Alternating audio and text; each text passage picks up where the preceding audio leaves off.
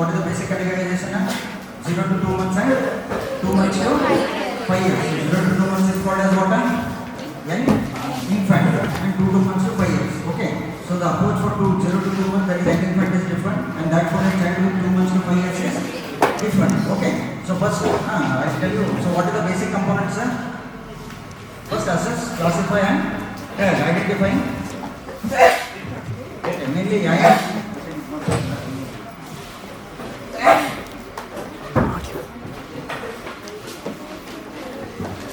also, and many quiz will be based on audio sounds of CVS and respiratory system. So we will answer maximum, will get the prize. Okay. So I am inside. So basic assessment is the first thing. Then you have to classify. Then you have to identify the treatment. So in assess, what is the thing mostly? It is ask, look, feel, or listen. Okay. So even in scenario, the situation that have been given to you, you need to pick up those and classify the type. Then you have to identify appropriate treatment for the child based on the color code categorization. Either red, pink, or that is pink, yellow, or green. Okay. So in 0 to 2 months, what is the first thing you should know? What are the general danger signs, right? So what are the general danger signs? Okay. So what are the 3 things you ask for? The wordings are important. Is the child not able to drink? What is the second thing? Does the child vomit? Everything. The word everything is very, very important. The child is not able to retain anything, including the breast milk also, liquid diet which has been given to them. What is the third question? Has the child had convulsion? Use the same terminology. Okay, they have been measured. What are the 2 things you are going to look for? Whether the child is lethargic or whether the child is unconscious, or is the child convulsing now. Okay, so that is very important. If any of them is present, so what you will do? You will classify it as pink, green, or yellow, no matter what the underlying illness is. So you will categorize it as pink. Even in pneumonia also classification. Okay, the child might be having fast breathing alone, but if he has any general danger sign, no matter whether it is pneumonia, only child with fever or anything, you will classify the child as what? A very severe disease or very severe febrile illness. Okay, so what are the 3 things you will ask for? Is the child able to feed or drink? Then second question, does the child vomit? Everything. The word everything is equal. Look for all these terminologies in your question. Okay, so I have to pick up each of them. Then if the child had any convulsions, and if the child lethargic or unconscious, or if the child convulsing now. Suppose if any of these, how will you classify? Very severe disease. It is not that. So I am saying mainly based for Anganwadi other workers, right? So mainly the diagnosis is immaterial. No matter what that, it can be meningitis, it can be pneumonia, diarrhea, whatever it is. But we will classify it out. It is not the diagnosis per se. We will just classify it as a very severe disease. Okay. So what you are going to do now? If the child is convulsing now, because you have to write the answer after having classified it. So you should, when you ask for classification, don't write the diagnosis. You have to write it as very severe disease. So what is the identification of the treatment here? If the child is convulsing now, what injection you are going to give? Diazepam. So remember that much. In neonatal seizures, I forgot to tell yesterday. What is the drug of choice for neonatal seizures? After having ruled out hypocalcemia and hypocalcemia, it is phenobarbital. Okay, the drug of choice in neonatal seizure is Vesel. What is the most commonest type of seizure I told you? Settle. What is the most commonest cause? HIV, right? And what are the 2 other important causes? Hypocalcemia and hypoglycemia. I think for both it is how much? 2 ml per kg. Both are 10%.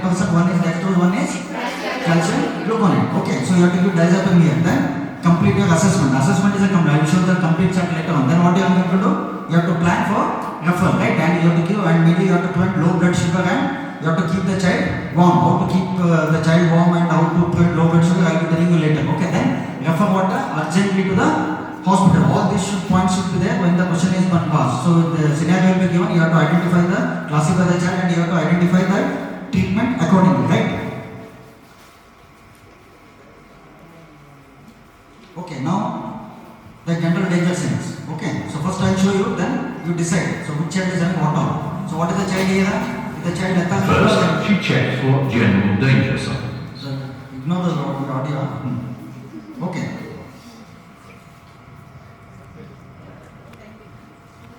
So you are seeing different levels of sensorium, right? In newborn I told you, level of sensorium. Yes, stands for what? Sensorium. Whether the child is active, whether the child is lethargic. Okay, the tone of your baby and the movement, the cry, everything should be known. Okay. First, Okay. So what is the first thing question? So what is the child is doing here? The child is not able to drink or breastfeed. When child is offered even milk, the child is not accepting milk. Okay. So it is an important danger sign. Here, what is the problem here? The child is not breastfeeding at the mother. Okay. This child is not able to put his sucking on his nose. So this child, However, the child can continue to breastfeed. what is it here? The child appears lethargic, but what? The child is able to breastfeed. Okay. Next question is what? Does the child vomit? Everything. Okay. If the child tries to drink, but repeatedly The child is not able to retain anything here. painfully down, the danger sign is Okay. The child is vomiting here also. Not the syrup or anything. It is. Did the child have conversion? I told you. I showed you different conversion videos. Okay. Is the child lethargic? What is the child here? Sensoyama? the child It is or mother. lethargic, right? Yes or no? The child is, I told you, newborn also alert, awake, playful, interested in the surroundings, right? Here the child totally appears to be disinterested in the surrounding. What about the child here? Huh? So it's not shown, so you feel it is this thing. The mother talks. Okay, the child is not at all interested in the surrounding. A young baby who sleeps a lot generally. He is spoken to or shown. So here also the child is sleeping. This child is unconscious. So what is it here? If The child is not even responding to the stimulus. The child is unconscious, right? Yes or no? general danger sign is So okay, so these are called as what? General danger signs. If either of them are present, you classify it as very severe disease. Okay, I will be highlighting only things which are needed. Okay, the next important thing is what? If the child has any cough or difficult breathing. Okay, don't say breathlessness because mother is the one who is coming to with the extent that the child is having a difficulty in breathing. Breathlessness is awareness of one's own breathing pattern, right? So what are the things you are going to ask her? Today, madam also told, right? During the respiratory, how long? Why that duration of how long is important? Because what is the cutoff, madam told?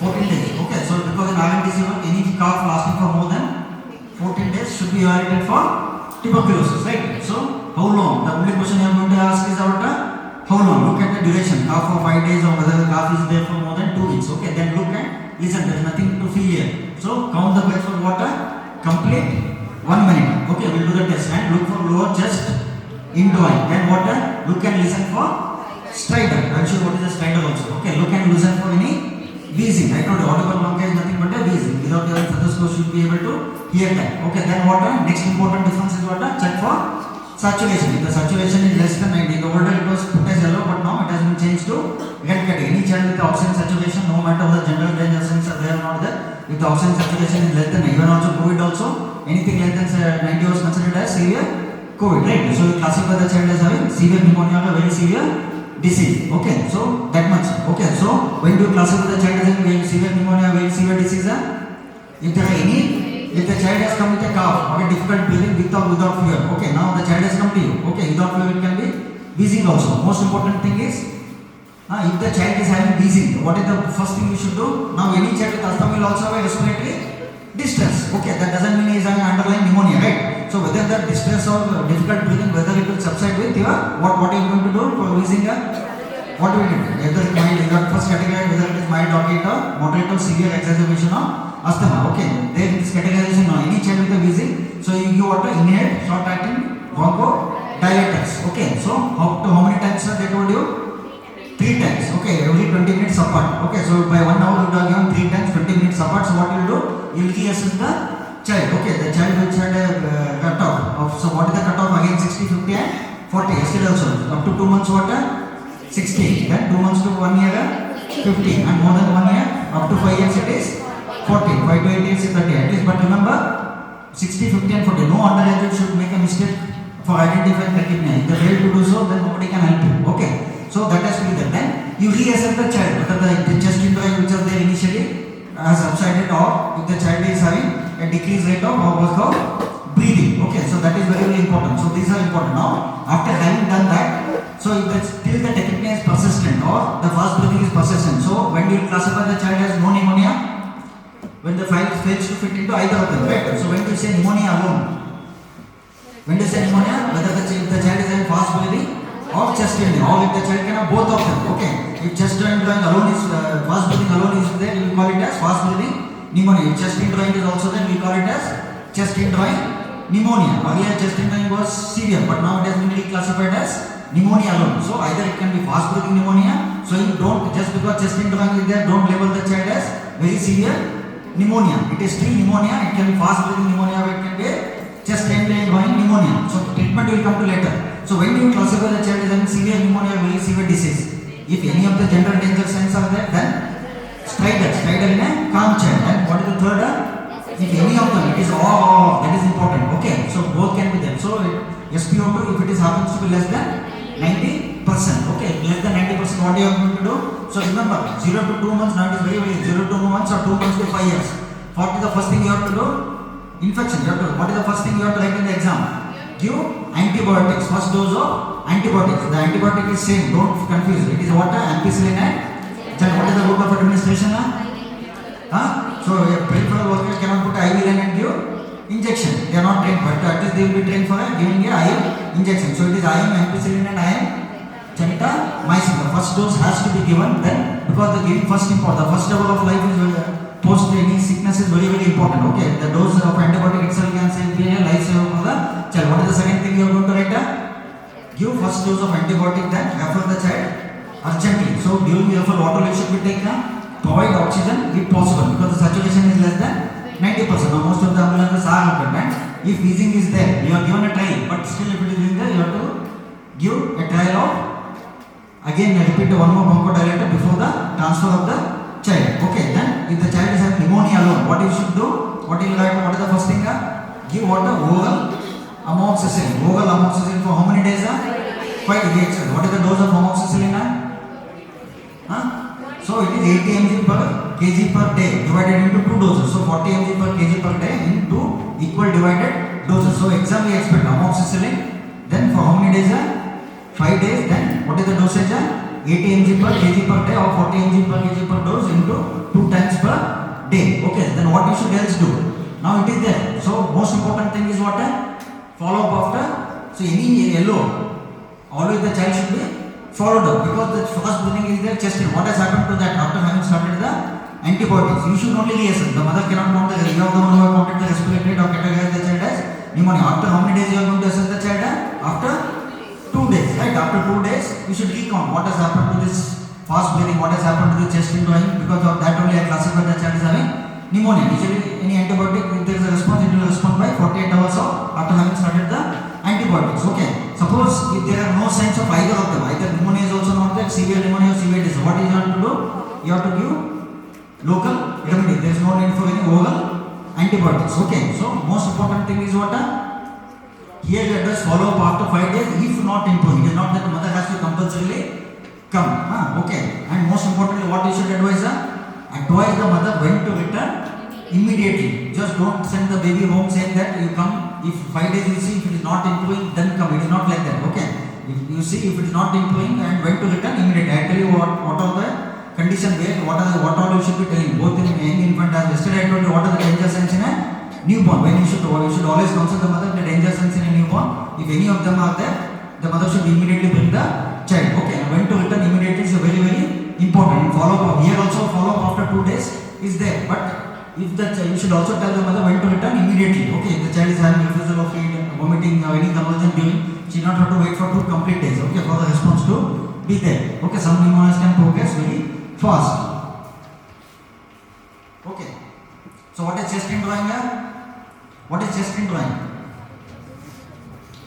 So again I told you.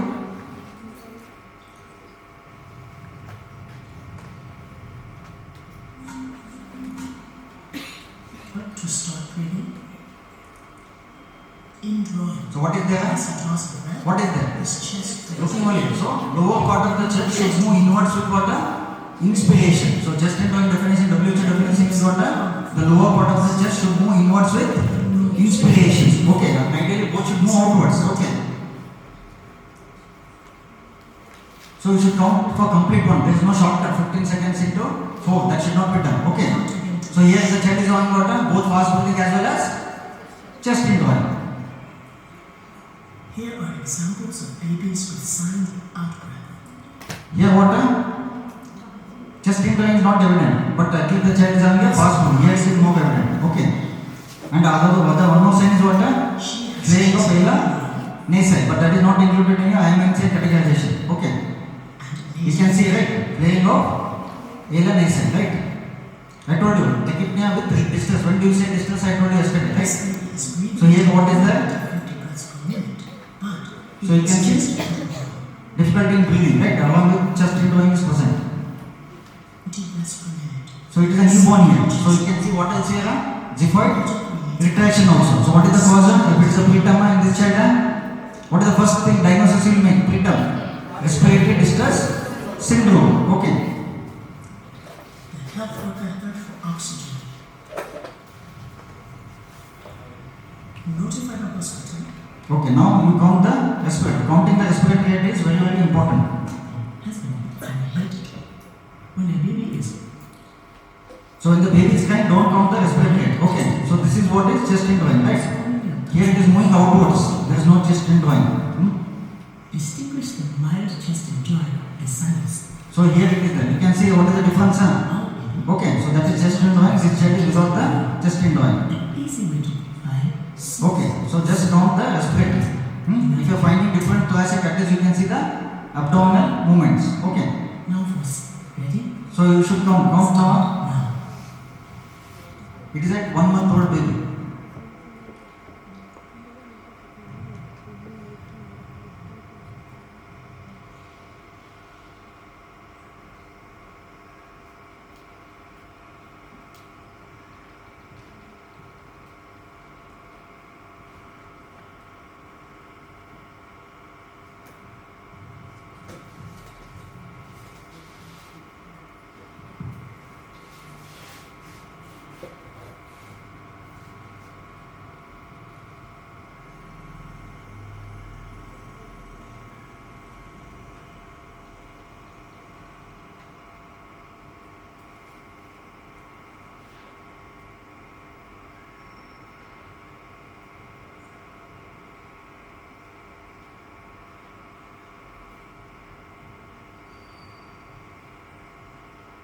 Counted down. So while looking at baby appears very healthy, right? So how much did you count? 80, 70. So all should be the same answer, right? 74. So which is counted down? They are not counted. So it is around 72 to 74, right? Okay, 72. So here what? The child appears well looking. The mother has come with a homely card. But when you look what happened, the child. So what do you categorize the child as having? The child is having fast breathing, but without a chest indwelling. So there the child mother says the child is feeding but he is not vomiting everything. The child never had any convulsion, and the child appearing any lethargic and unconscious here. No. So how will you classify the child as having? Is 1 month old. Usually otherwise you would have classified 2 months to 5 years as what? Just classifies only pneumonia. What did you have given this child? Amoxicillin. Okay, if the baby was suppose was 5 kg, how much amoxicillin would you have given? 5 to 80, right? Or 5 to 40 is how much? So 200 mg twice a day. For how many days? 5 days. Then you ask the mother to come after how many days? 2 days. After 2 days. Because you are counted, right? Now you want to see whether it has come down to less than 60 or not 60. That is important, right? So that is very, very important. And you should also tell the mother when to return immediately.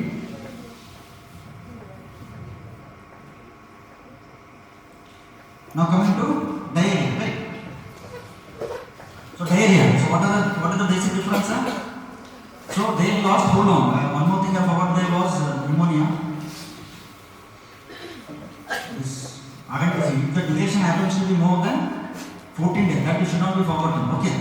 Soothe the throat. That is there. If the coughing is there for more than 14 days, refer for possible TB. Possible. It is not. But any cough more than 2 weeks should be evaluated for possible. That is what the RNTCP or asthma assessment. If the wheezing is there, it is now the child had tachypnea which subsided after having given a trial of bronchodilators, right? But the child is having some underlying problem. For that asthma assessment, it is IMNC, right? It has to be sent for a proper pediatrician of this thing for further evaluation and workup. So don't forget that. More than 14 days. Okay. Now coming to diarrhea, right? So what is the two things I am going to ask here? There also how long, here also how long. Why how long is important here? Again it is 14 days, right? Why? Because any diarrhea lasting for more than 14 days can be either chronic or persistent. What is the difference between the two? Chronic diarrhea and persistent diarrhea?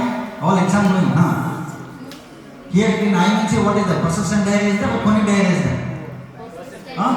If more than 14 days, what will you make?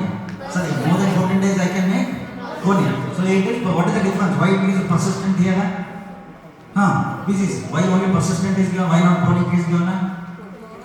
What is the difference? What it say? Give some example for persistent diarrhea. Acute diarrhea is fine. That is very important and question for undergraduate, but that doesn't mean we should not read persistent diarrhea and chronic diarrhea. There are instances where the question has been asked, at least in the theoretical question it has been asked, right? When it started. How it started. What is the difference? Both are more than 14 days only, chronic diarrhea and persistent. But what is the basic difference? If you give example, you will know what is the difference. So yesterday's homework you completed, I forgot that I don't need to ask. Completed or not completed? What all I have asked? In Abgaga, R is not respiratory rate. What it is then? Respiratory effort.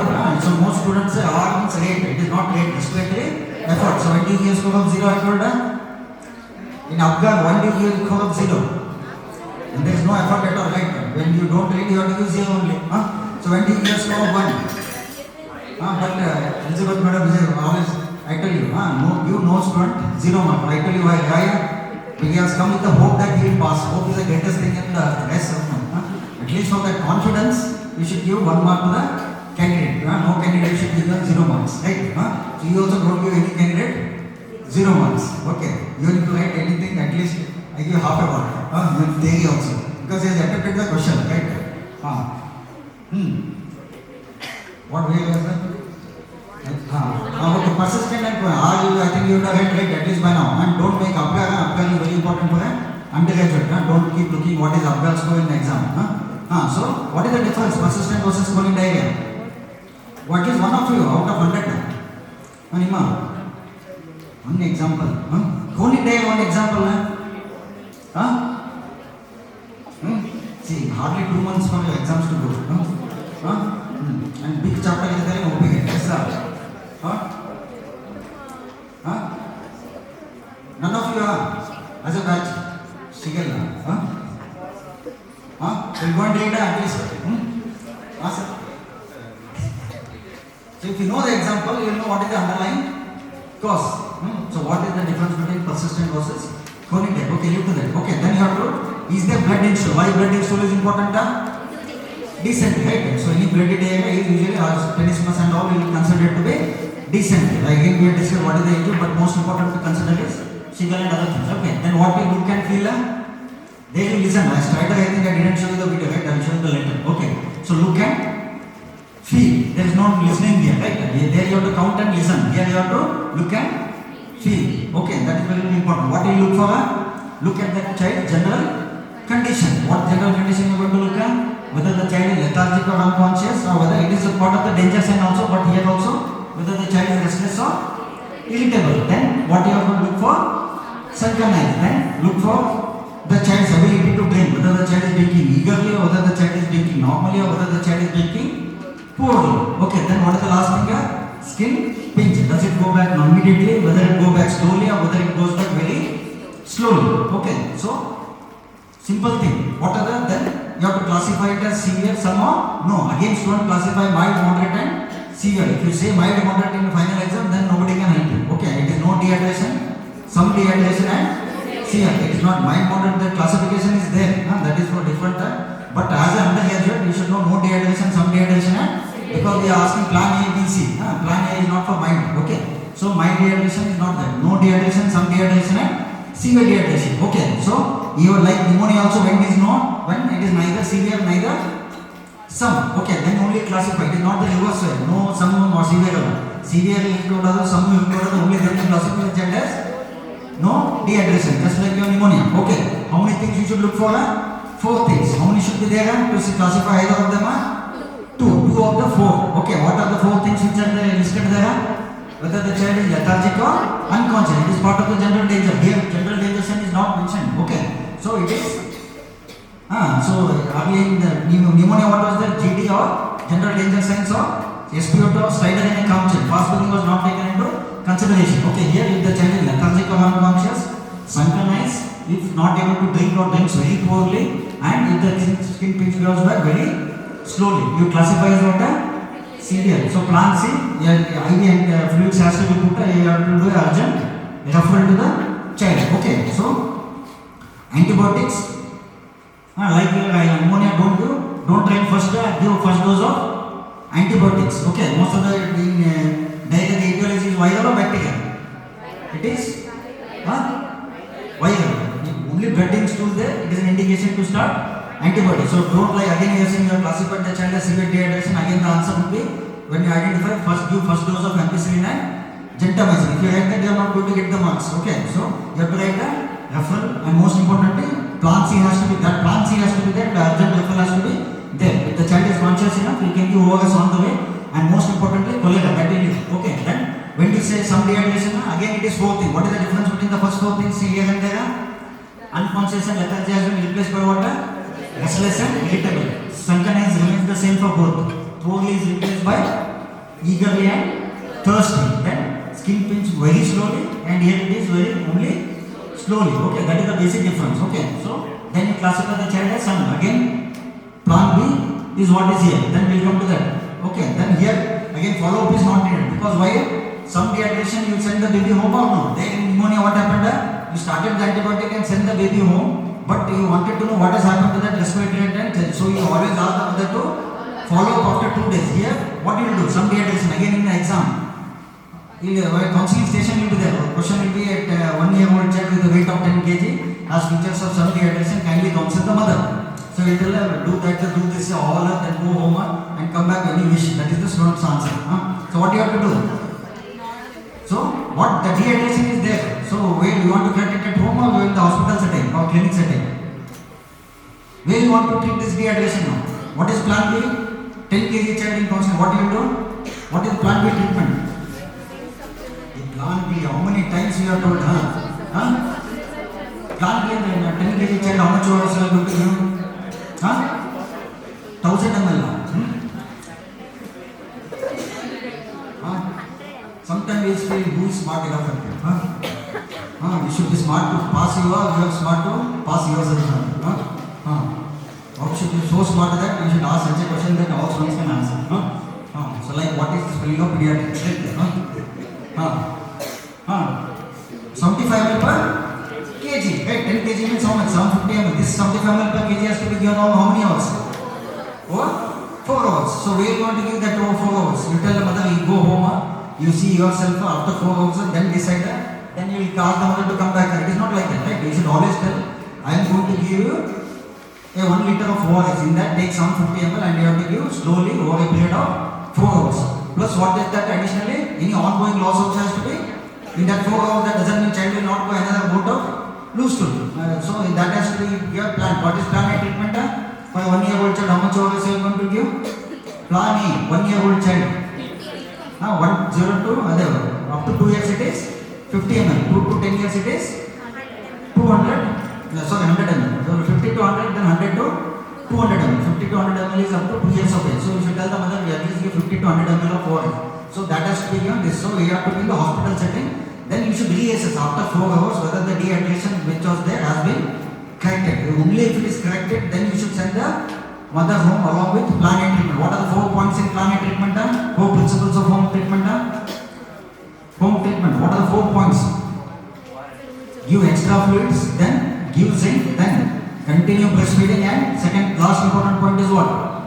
Ask the mother when to come back. That is most important, right? So extra fluid has to be given. Extra fluid for a breastfeeding child is how much for a 4-month baby? What is extra fluid? So give water. What will you do? What is extra fluid?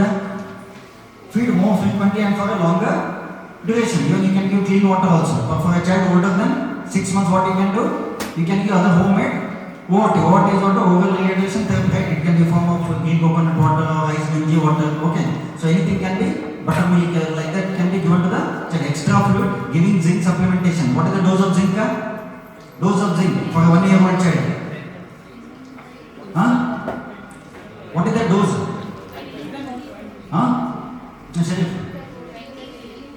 What is the dose? Till what age the dose is 10 mg? Huh?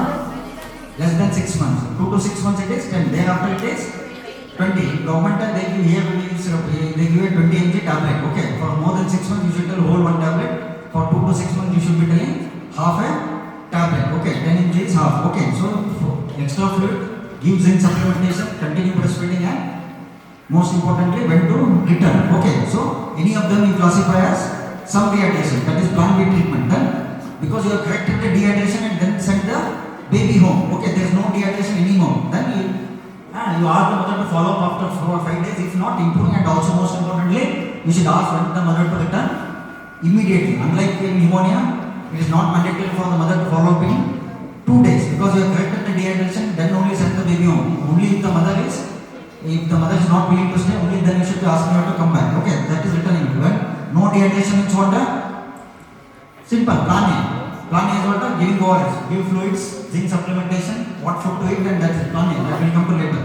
Then again after 5 days if the child is not improving. Okay, then if the child is having for diarrhea for more than 14 days. So last is blood in stool. Blood in stool days you classify as what?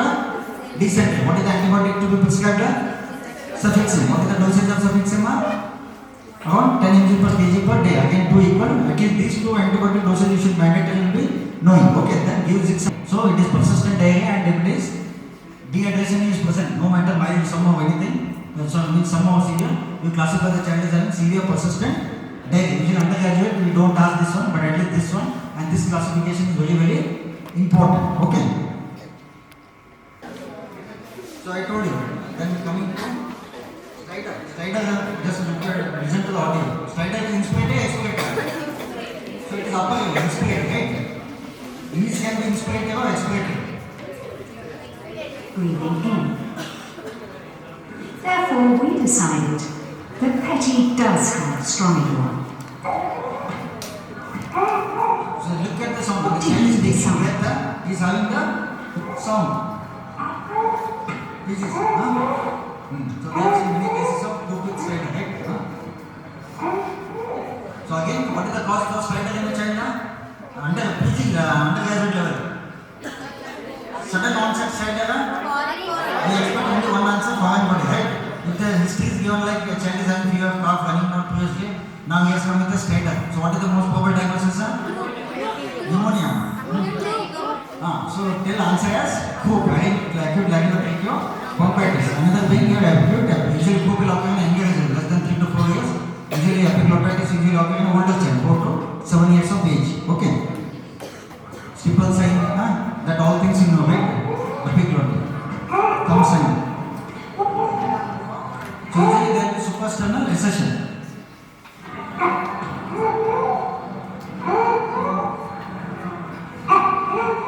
Stridor. It is there or not there? So look at his work. It is coming during his inspiration. So that is very, very important. That Helen,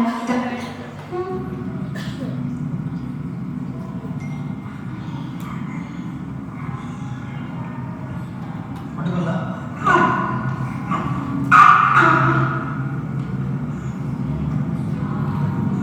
There or not there?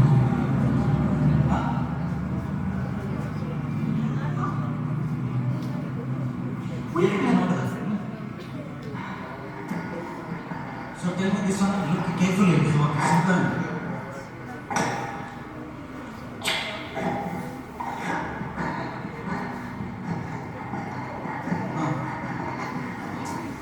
So it is there or not there? See, it is both doing inspiration and a expiration. wheezing sound when breathing out. Therefore, we decided that Hassan did not have stridor. Stridor is a heart. See, if you look at the sound, it is mainly coming during his expiratory phase. It's breathing, then the more harsher sound is coming, it is expiration. Okay. We heard a wheezing sound when breathing out. Okay. Therefore, Okay, so I am identifying stridor. Then I told you how to assess for a child with diarrhea, right? Ask, hydration. general condition. This So the child is a? You will now see examples of He's not these restless signs. or General condition irritable. Here he is, could be that is described as unconscious, unconscious. Here what? as restless and The child is irritable. restless and irritable, not concernable, right? Its eyes which are sunken. Here what? Sunken eyes. If you're not sure, eyes, look only.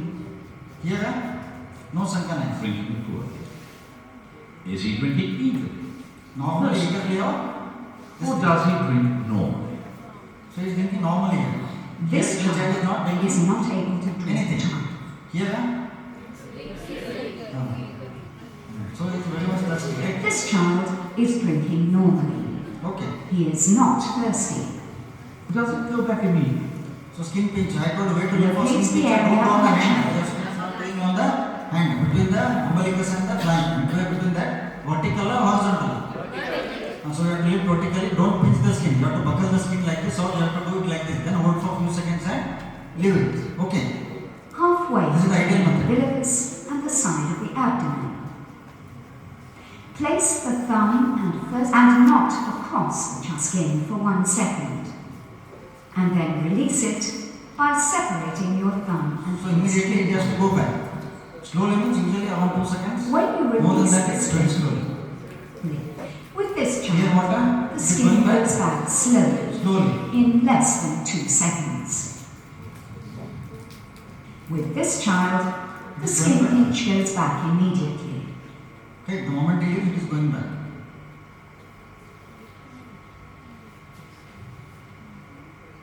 And the child, as Slowly having and seen slowly. Child's skin So goes here what? It is back going very back slowly, very taking slowly. longer than 2 seconds. Okay, so all skin plans, everything you have seen. Okay, then you should know what is plan A, plan B, and plan C.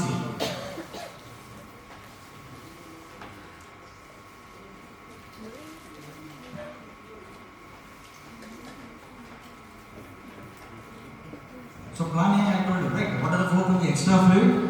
Okay, then most importantly, give zinc for 14 days, continue feeding and wait to return. Okay, that is why PG they will ask you in depth. Okay. Then what is plan B? I told you. Plan B is what? So most important thing is 75 ml per kg of ORS that has to be given to the child. Okay, again with that you have to, because you are sending the baby home only after dehydration has been corrected. So you should tell again 4 steps of home management. That is very very important. Give extra fluid, zinc and continue feeding and this thing. So after 4 hours, reassess the child and classify the child for dehydration. If you feel the child is still having some dehydration, you will make the child again be there for another 4 hours. Or he has slipped into severe, then to change the plan to severe dehydration. Okay, the child has become lethargic, unconscious, then you have to immediately shift the child to severe dehydration because IV fluid has to be given. Okay, then select accordingly. If there is no dehydration, only then the child send the child home. Okay, not otherwise. Okay, next exam. Then what is the fever? Okay, so this thing you read up from OPGAT. So fever is mainly what?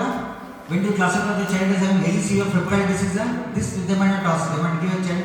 His child is having fever for 7 days, and the child is having next stiffness.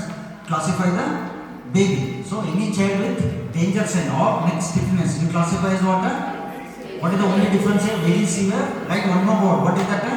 Very severe febrile disease. They are not mentioned about calf, nothing is there. Okay, only they are given a direction.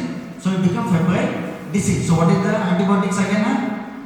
Any and I told you whether it is 0 to 2 months, 2 months to 5 years, always write IM, ampicillin and gentamicin. But if there is neck stiffness, preferable to give what like what is the drug of choice usually for meningitis?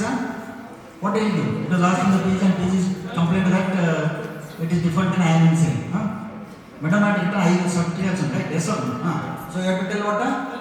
Ceftriaxone. Okay. So according to IM and cell, you have to give third generation, usually preferably ceftriaxone, right?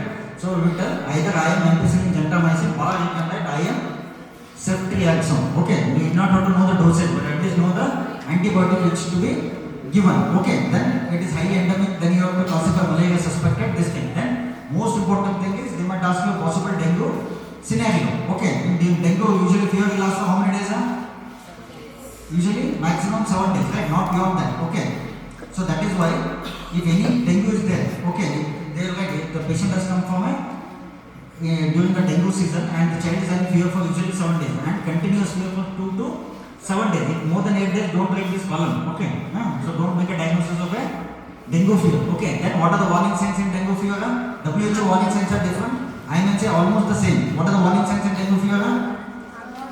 So tomorrow someone read up. What are the warning signs in? Again, WHO, how will you classify dengue fever?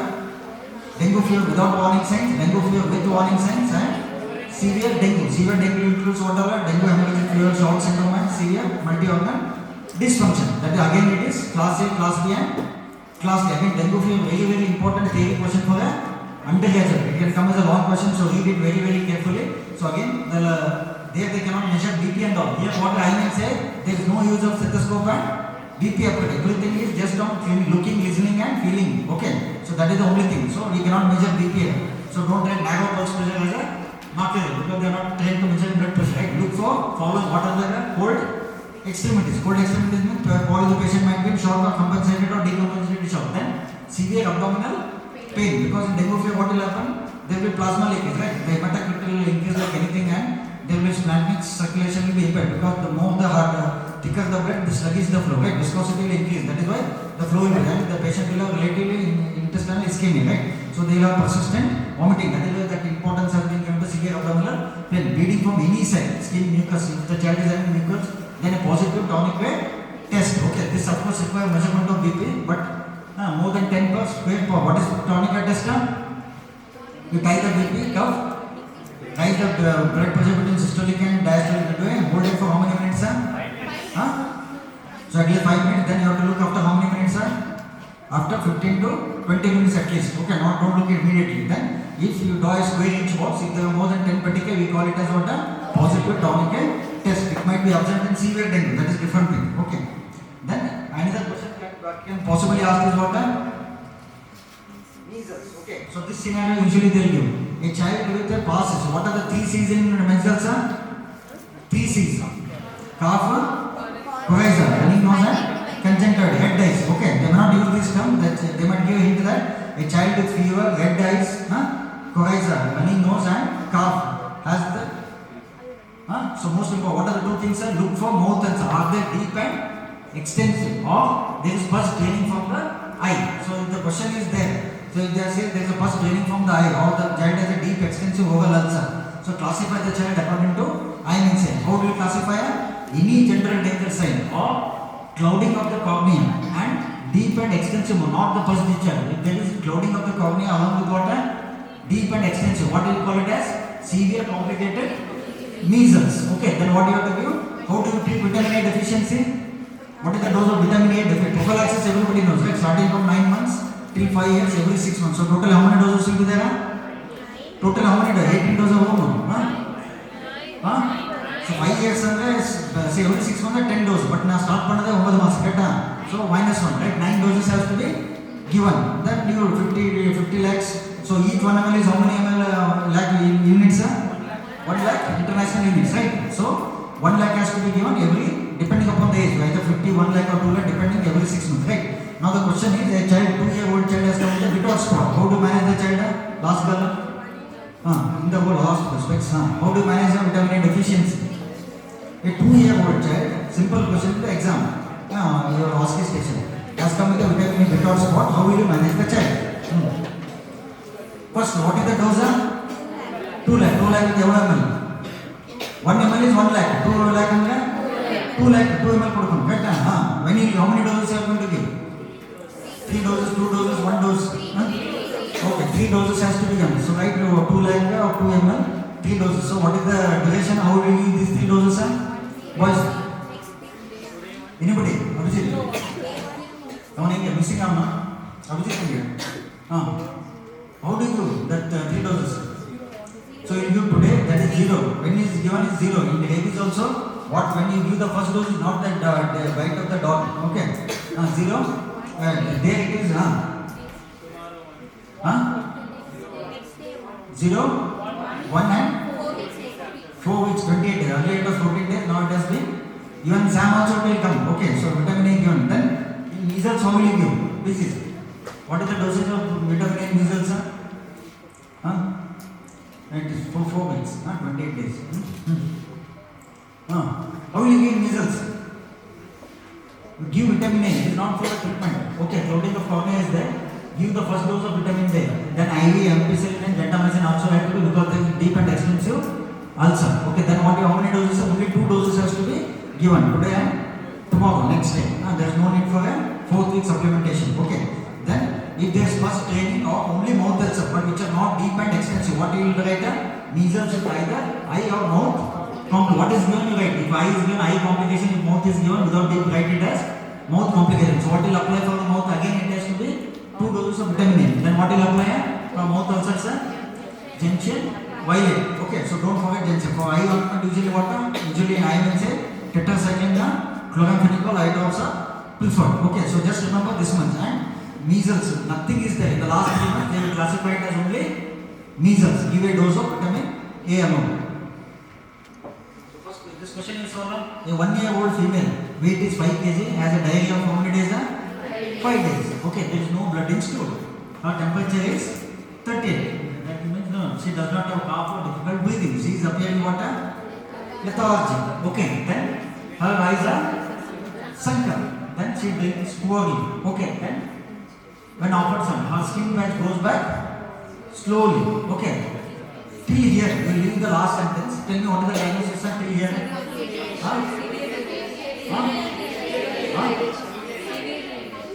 Very good. To a doctor.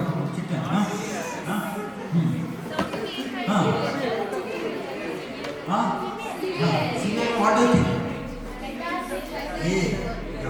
It's just 5 minutes already. What is the use of this class you tell me? Video with the demonstration.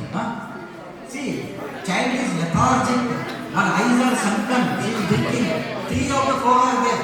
Yes, sir. Then what it is? And then why are you telling some dehydration? What is the reason to tell some dehydration? You tell me. 5 minutes, example. If you do example like this, then who can help you? Tell me. To make it easy, we have given so many clues. Not to lethargic. Lethargy ಮೇಲೆ general dangers ಏನು அப்படியே தெரிஞ்சுக்கணுமல்ல lethargy போது அவங்க normally சாப்பிட பிடிக்க முடியுமா இல்லல்ல இது has to drink poorly only. So 2 are there, you know, you do not have to think, oh, this is some severe dehydration. How can you think about some dehydration? And don't please, no dehydration, don't write. Okay. So what is that? So you classify this child as what? Think. So what you have to do from this child? Plants. We come to plants later. So need the next line. Now her New is what? 11 centimeters. India total 1 year 5 kg. And then what happened? What do you think? What is the first thing that is given to you? What is expected weight for a 1 year old child? What 1 year age into formula? 1 year old child, what is the expected weight? Birth weight, how many times you should give by 1 year? Double.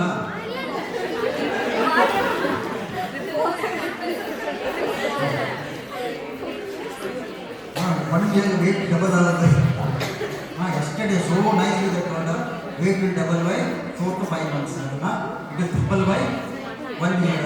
Quadruple by 2 years. Roughly around 10 years. Yes or no? He is only 5 kg. That means he is 50% of his expected weight. So hangge one hint kodthinga. Okay, you are not concentrating, tensioning exam 1 minute and 30. Okay, what is the next hint they have given you?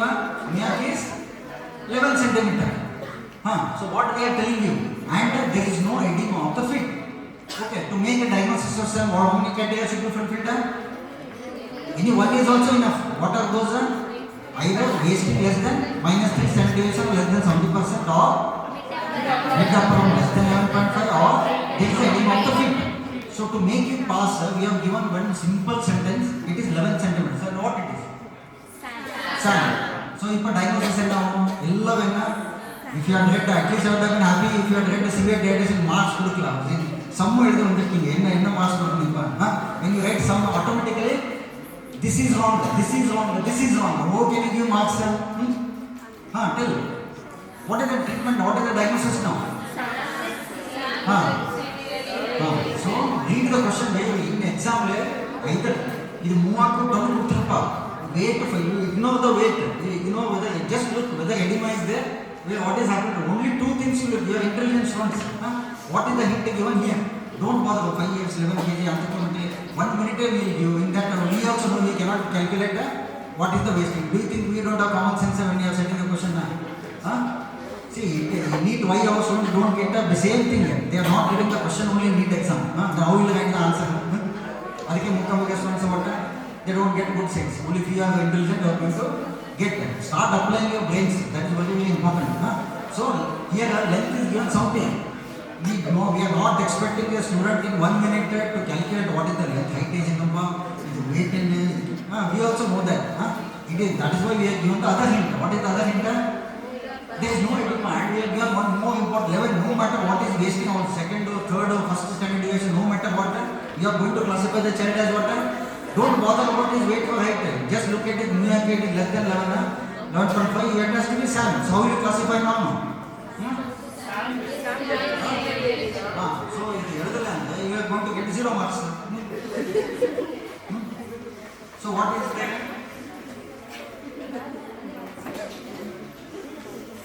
So most important thing is and or all. All three can be there. Okay. And fourth one is what? Gross visible wasting. If the child only bones only you are seeing. So it is sand only. You are not able to think of waste or anything. Okay. But that is not taken as consideration. Okay. So one fill it is and or all and fill and or all. It means what? One is also good enough. All can be there or even one is also there. It is good enough. And what? Medical complication. What is the medical complication the child is having here? It is having severe dehydration with a SAM. So what is also classified as what? Severe acute malnutrition. The answer is you are going to get 1 mark. How will you get 1 mark? You are written, even if you are good enough to written severe, you have not understood that the MUAC was level. You have not failed as an undergraduate. We expect any you should to know only one thing. Less than 11.5 then SAM. That's the change of 11.5 to 12.5 also if you did, doesn't matter. Bilateral dorsal edema 11.5 kilo wasting and the end wasting and at least acute malnutrition correct? So that is important. Okay. Suppose there is no medical complication. The same child then you will classified what? SAM without medical complications. And what is the basic difference between that and this? SAM with medical complication, what you will write? There your answer will be what? Severe dehydration. What is the treatment you are going to write for that child? You are going to write plan C treatment illa. But here in a treatment, what is the treatment may differ? Here it is first dose of antibiotics. If you are classified only severe dehydration, you will not write first dose of antibiotics. The answer is not there. Okay, they are not going to give you marks for that. Okay, so the answer will be solved. So that is why read very, very carefully and refer urgently to the hospital. Okay, that is very, very important. Now solve this question. A 2-year-old female, fever and cough for how many days? 5 days, not more than 14 days. So not an issue now. She has no diarrhea. Next, no general danger. General danger sense we are very happy. Then her respiratory rate is how much? 48. Then she has chest in drawing. There is no stridor or wheeze. Okay, and she has no neck stiffness. Her weight is how much? 8 kg. Her height is 85 centimeters. Okay. So till now, what you write a diagnosis? Tell me. Before this line. What you are going to write? Pneumonia. So you are going to write as what? So she says only pneumonia. Why did you make diagnosis of pneumonia? So she is having fast breathing or no fast breathing? Both are there, right? So she is having both fast breathing as well as chest and time. So you have made a pneumonia. So what you have done? What you have done? What you answer without it?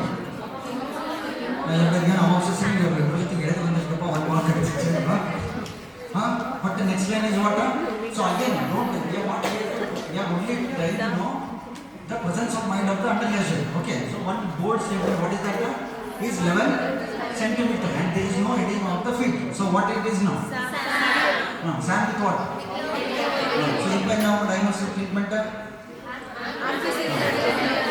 answer completely changed. Yes sir.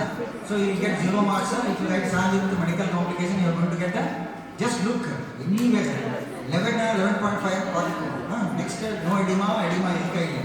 Don't go beyond that weight and height. Okay. So then we also know in 1 minute we are also going who can calculate that. Adu go chart illa MD calculate pannu.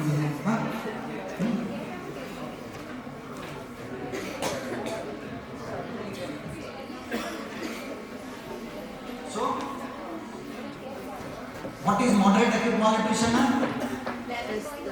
If it is 11.5 to 12.5. So Shakir step head is how much? In Shakir steps head is different. Okay, in SAM it is different. In Shakir step yellow is how much? More than. So green is more than 13.5. Yellow is 12.5 to. In the Shakir step head is less than 12.5. Don't compare Shakir step with SAM. In their head categorization is less than 12.5. But here in SAM it is less than 11.5. Okay. So if wasting is between 60 to 70 to 80%, or it is between -2 to -3 standard deviation, and mid of palm circumference is 11.2, but without a fetal edema. So you consider it as what? A moderate acute malnutrition. Then tell me whether the last line is correct according to WHO or no. Last line. Wasting is more than -2, okay, and New is more than 12.5, and there is no edema of the feet. How would you have classified ideal? What it is? They have written no acute malnutrition.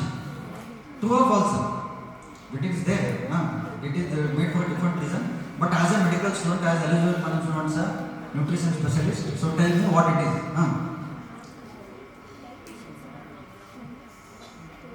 Okay, less than -3 standard deviation enna?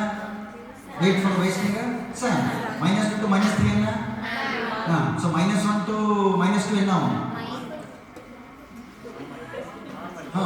Normal. Then 0 to -1 So their distribution कर ले 0 to -1, either -1 and plus. What percentage of population I told you? 66 will be in that only. Yes or no? Both charts. So that is normal. 0 to -1 is normal. -1 to -2 is mild. Okay. Ideally they should have classified it as what? Mild acute malnutrition. But for practical purpose, come. ये later.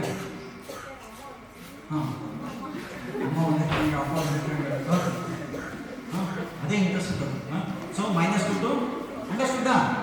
So 12 to 12.5. Anything 12.5 to 13.5 is what? 11.5 to 13.3 is moderate malnutrition. Okay. So it is ideally should have been mild acute, but for ease of classification they have rated it as no acute malnutrition. So don't get confused. Okay. So read the treatment aspect. That is also important. This is very, very important for you people. So, when do you say medical complication? Any medical complication? Any general examination? Any severe classification? Severe dehydration, severe pneumonia, or pneumonia alone? Don't forget that. Okay, it need not be very severe pneumonia. Then diarrhea with any dehydration, some of this thing. Then poor appetite and edema of both the feet. Okay, these are considered as medical complication. What is poor appetite? What is an appetite test? For undergraduate it is not needed, but you should know what is the appetite test. Pass or fail. What is appetite test? Pass and fail. Okay, you must read that. Very important. Okay. Then last what? Check for anemia. So anemia every class of economy. Yesterday they showed nice anemia, right? So who presented anemia? Somewhere who got? I don't remember. Who got anemia? They got severe anemia with cardiac. SAM case, they what? They had written. What they had written? Can you remember in your PPT? What they had written? With respect to anemia, what was your statement in your presentation? Anemia alone in your general physical examination. What you had written? I observed. Whether you people observed or no, I don't know. So what was the sentence you had written? You tell the exact sentence you had written. Anybody who can recollect from the presentation?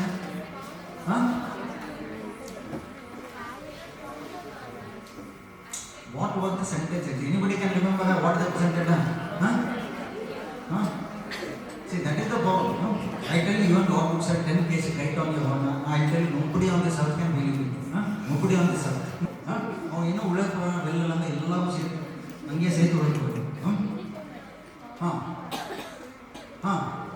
What was the sentence he had written? Palmar failure with what? You have the presentation with you. Excluding creases. Okay, if you had why that creases became important? She had written only palmar failure excluding the creases. Why did you mention that? Because to say palm, look for the palmar crease. It is not given here. I mentioned elaborated is there. Okay. So when you say severe palmar failure, when the creases are also not visible, otherwise you should just label it as what a palmar failure plus without with the creases present. So that means it is only anemia, not severe anemia. Severe anemia classification is what? Less than 7. The classification already told, right? And then that is management of iron deficiency again. Everything you have to read up. Okay. So just remember palmar failure, whether it is some or severe palmar failure. Okay. So when to return? Okay. So when all you ask the mother to return, they will not have to remember each voice. No matter what, not able to drink or if any general indigestion, right? If the child becomes sicker or simpler, if the child develops fever, means earlier there was no fever, now the child has developed fever or fast breathing is there, difficult breathing is there, or the mother thinks that there is blood in stools, okay, or bleeding from any side or severe abdominal, cold hand and feet. So these are usually depending upon this thing. But at least remember those important. So what are not able to feed, any general danger sign or become sicker or develops fever. At least these two things you should be telling. Symptoms which are present. So you have to document like this. Okay. So manage any child. If the mother has come to the visiting, the child has come with some symptoms. So they have to look at all this. First she will look for what? General danger sign. Whether yes or no she will write. Okay. Then what she will do?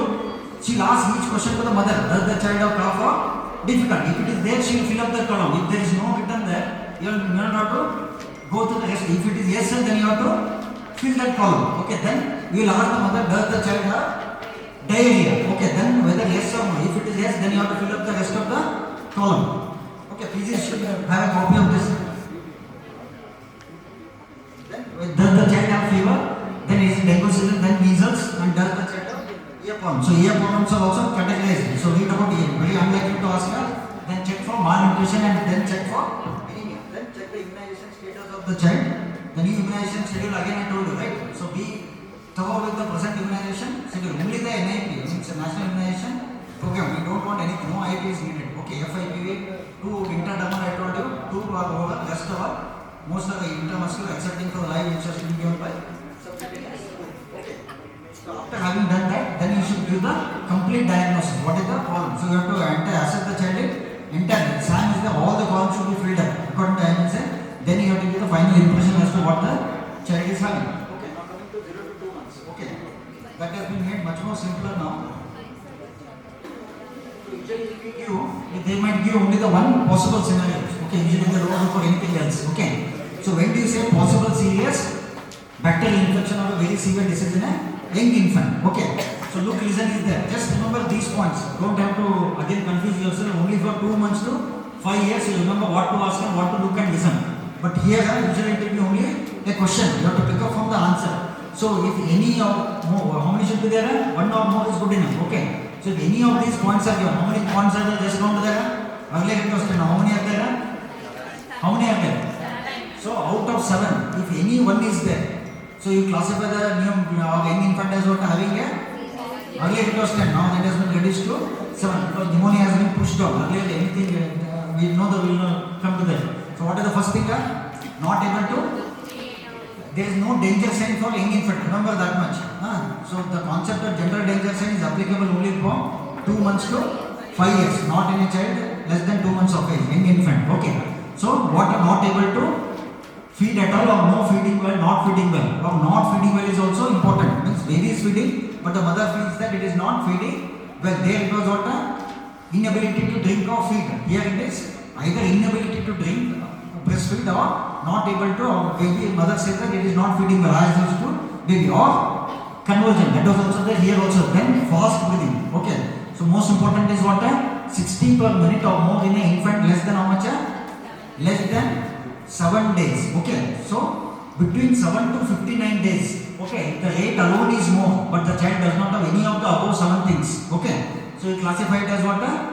Pneumonia. So look at the age of the child, very very important. Okay, any neonate or any infant more than 7 days, if the rate alone is given as 66-70, but the child does not have any of those other 7 points, so you classify it as what? Yellow pneumonia. Okay, not otherwise. Okay, earlier this was also classified as redenda, but now that has been shifted to pneumonia alone. Okay, but the age is important, 7 days to 59. Any child less than 1 week, less than 7 days, if the rate is more than 60, you will still classify it as what? severe disease or severe underlying serious bacterial infection. Okay, that is when severe chest skin drawing. Okay, severe may not be there. Any chest skin drawing should be classified as what? A very severe disease. Then axillary temperature. So what is the normal temperature I told you yesterday? 36.5 to. So either substance can present with fever also, or it can present as a hypothermia. If the temperature is more than how much? 37.5. That is 99.5. Okay, or feels hot to touch. If the thermometer is not there, but you are touching, the mother says that baby is hot to touch. Okay, the mothers are clever enough. Their mother will always tell that whatever the chuda is. So they will tell. Then axillary temperature what? Less than how much? Less than. What is the cold stress definition I told you? Mild hypothermia. 36 to 36.5. But here what is the temperature which is mentioned here? 35.5. If the temperature is less than 35.5 or 95.9 or the feels cold to touch. Okay, then what is the last pointer? Movement only when stimulated or no movement at all. You are freaking the soul, the baby is not at all moving. You saw some videos, right? So if any of the 7 are there, what will you classify? They will give a 3-day-old neonate has been brought to you with a temperature of 35 degrees Celsius. So when you look at that itself, what it should be, no need to read the rest of the question. So what is your diagnosis automatically? It is has to be a severe. You don't have to give what is X. All 7 can be there, but you are happy that I know this is there in that 7 and it has to be that. The answer cannot be different. Okay. So even if the first point itself might be the diagnosis, you don't have to read to the rest of the question. Look, age and look, it is a young infant. Now the temperature is, they have written 35. It has to be a serious bacterial infection. It cannot be anything else. Okay. You cannot have say the baby is active and all. That cannot be.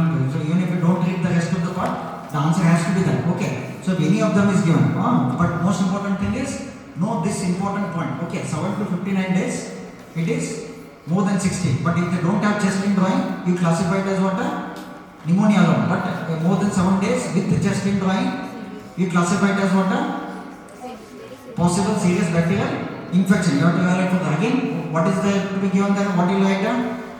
Give anticonvulsant if convulsing now. Now is in front of you, not with the history of a convulsion. Okay, only convulsing now you should. Then again, what is the antibiotic here? Ampicillin and gentamicin. So remember all ampicillin. Only for next fitness alone you remember what? Iron ceftriaxone is preferable. They are written. If it is not there, you can still end up giving ampicillin and gentamicin. Then to prevent low blood sugar.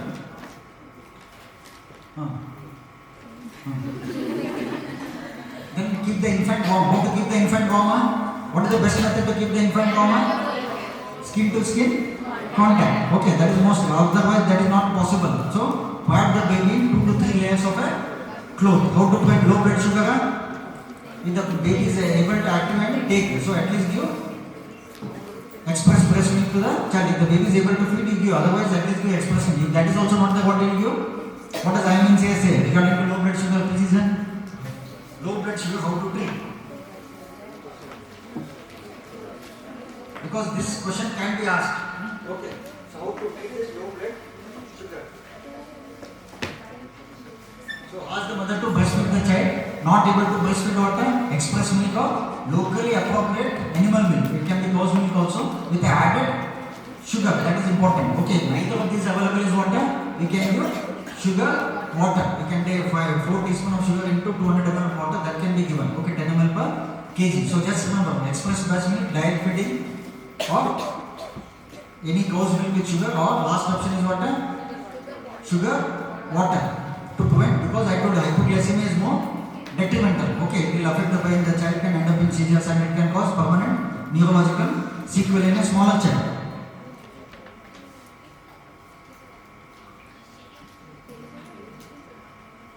Again, when to return for a young infant? When to return? I told you yesterday also we discussed. It is almost the same point. Okay? Breastfeeding or drinking poorly becomes sicker. If the mother feels the baby become very luckier, then develops fear or feels cold to death. There it was only develops fear. Okay, but here in newborn, most important is what? Your hypothermia can be manifestation of a serious underlying bacterial infection. So feels cold to touch. Or if the mother notices the child is having fast breathing or difficult breathing, then if there is yellow palms and soles, okay, then diarrhea with bloody stools. Then yesterday I showed you jaundice. The only difference in water is this jaundice. So present classification, when do you say severe jaundice? Yesterday, what are the 3 things I told you? Yeah. The older you mentioned, age less than 24 or age more than 14 days and the palms and soles are stained. That more than 14 days has been taken out in the present 2023 guidelines. Okay, then what it is now? Any jaundice in an infant less than 24 or yellow palms at any age, no matter first day or second day or third day or 10th day or 15th day or any day of the if you see any baby with palm soles and yellow, you classify it as what? Severe. So what do you do? Refer urgently, that is obvious. Then prevent low blood sugar, prevent warmth of the child. Keep the baby. Simple answer. Okay, then what is the second point? Both are important. It is and. What is and? Age has to be more than 1 day and palms and soles are not stained. Only then you classify the child as what? Jaundice. This jaundice can be physiological or still pathological. There is probability that it can be still, but you classify it as jaundice and you follow up after 2 days. That is very, very important. So what has happened to the jaundice? Whether now palms and soles have become yellow or still the jaundice is continuing to present, then the child needs to be worked up. Okay. So when do you say jaundice? When do you say CFJ? No jaundice means what? Baby jaundice is. So no problem at all.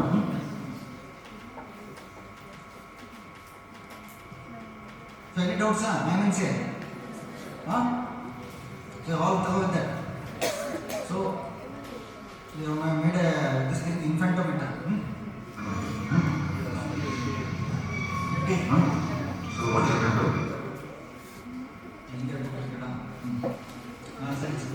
This is an infant of meter. So what is the reading of 1 to? What is the newborn length at the birth? 50. That is why they have made it as 50. Okay, so remember that much. Okay, so it is in centimeters. But how to measure a child 1 year? So 1 year length ever know? What is the length at 1 year? So the length ever 75. Rule of half, right? It will gain half of what it was at birth. 50 plus 25 is 75, right? So how to measure 75, sir? Is the question, right? Okay, so I tell you. So it will be like this. Then when the baby's legs extend beyond that, so keep on pulling that down. Then the numbers will start appearing. Yes or no? So if the baby is 5 centimeters more, suppose here what has happened? This is 10 centimeters. So automatically their reading will become how much? Suppose I have pulled up 15 centimeters more. So how much it will be there? It will come and stand at 60. Look, now when the child's length is more than 50, look at the reading in the sliding board, not in the main board. Okay. So how much is there? Look in that. Okay, that is the length of the. So evlo velli hogumo, avlo centimeters. It will add up and it will show like that. Okay. So here we are done for the infant. So what is the position? At least how many people they are not estimated? யாராவது தனியாக measure பண்ணவே முடியாது. Okay. So யாரும் மெயினாக தலை பிடிக்கணும், கால் மட்டும் கண்டிப்பாக பிடிக்கணும். Then keep the knees together. That is all. The infant, the feet has to be straight. So keep it like that. Now here it is how much? How much are you reading there? Baby was only around 2.2 kg. So it is around 47 centimeters here. Okay. So this is how you have to measure in the exam. Okay. So when the 50 is not, this board is like this. So what you have to do, they will give one board like this. Either you can keep this, okay, slider board, or if that is not there, you can keep a notebook. Don't keep your hand like this and measure. Okay. So you have to keep a notebook. Because in the previous video when I showed you, that board, this edge is there, right? So this is there. It will not come forward. Okay, that will go only downwards. You cannot make it come forward. Okay. So in that case, when it is there, what you have to do? So you can keep a book like this. Okay. So what you can do? You can put the book like this. This is what you do. Or you can use the slider. Okay. So that slider will measure the length. Okay. So this is for this is a doll because we do not have baby board and so now what will happen? It will also in the board. Okay. Okay. So what you have to do now? You have to extend that board. Okay. Here the doll legs could not be straightened up. So assume that it has been straightened. So that reading is how much now? So it has come 5. So I have put up 5 centimeters. This was still 50. This extra length was 5 centimeters. So the reading will come how much? 1 centimeter means it will be reversely written like this. So if I pull back 10 centimeters, it will come as 60. So since I have pulled up 5 centimeters, it is showing at the read this reading. So it will be 55 centimeters. Okay, the length of this baby will be 55 centimeter, 55 or 56. Okay. Now how to report the weight? So hold the baby like this. Huh?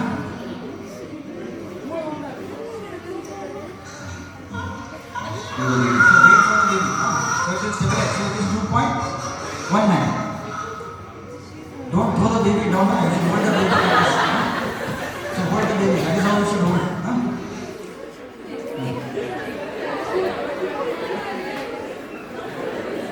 Because our students, what?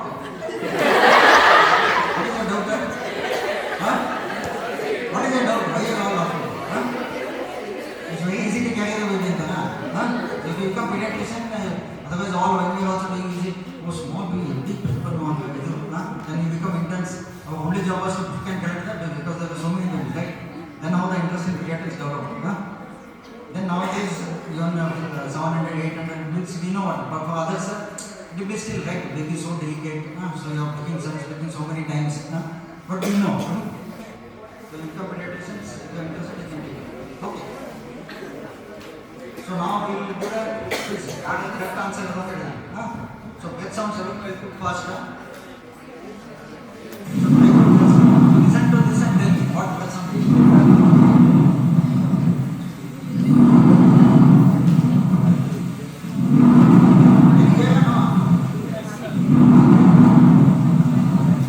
So I'll tell you one basic what when you ask to draw in the exam. So vesicular breath sound and then you draw inspiratory. No gap. So you draw expiratory limb, which will be 1/3 of the, which should be darker. So draw the inspiratory limb darker. Otherwise, you draw an inspiratory limb, you give a gap, alveolar gap, then you draw expiratory as long as this thing, and it will be more intense. So just keep this in background and listen. Okay. So which is more intense, which is more long. So the answer will automatically come. So we'll answer correctly.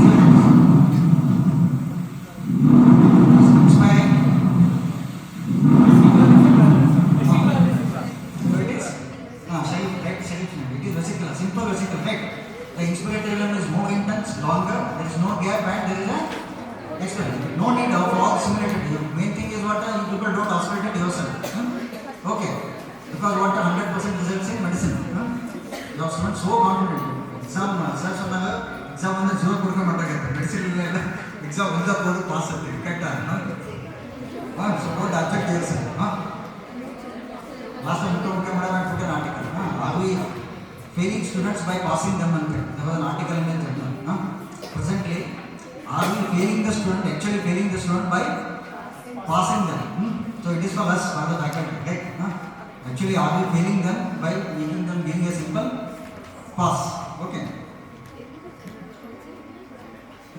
But all our students, we also don't want you to fail, because we know how much your parents have put money, effort, and more importantly, 4.5 years to look out it, right? Yes, sir. So many count the love. So it is a long time, lecture in this place. So many restrictions. But okay, life is already passed. You have already completed. So now you can listen to them.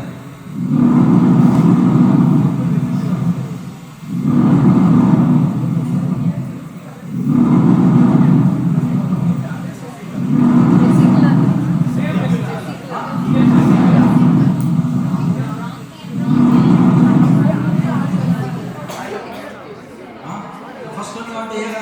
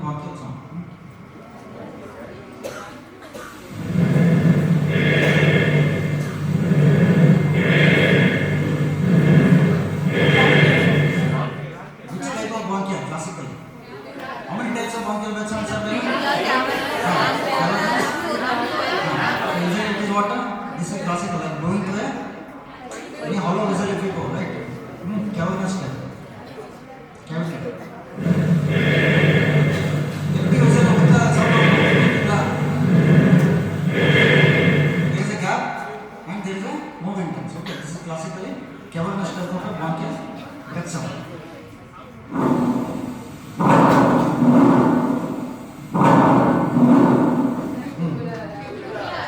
Tubular, gap होता है.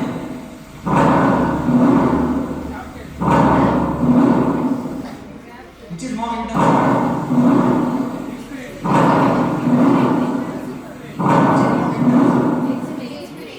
Expirate. So what is the problem here? What has happened to the organization of the expiration? You see? Yes, sir. Inspiratory is more intense, but what has happened to expiratory? But it is as almost as long or more than the inspiratory. So what do you call that? There is no gap. It is a vesicular breath sound is a prolonged expiration. Like you can get in water. What is the last topic we discussed before this? Asana. Okay. Okay, I don't want to confuse you more. And then what is this? What is expiratory is okay. So it is expiratory. So you get this type of sound in where? Mild asthma, severe or moderate of which? Those who presented. Mild asthma. Simple mild asthma only inspiratory is. Moderate asthma both inspiratory and expiratory. Severe life threatening and silent in the chest. All silent.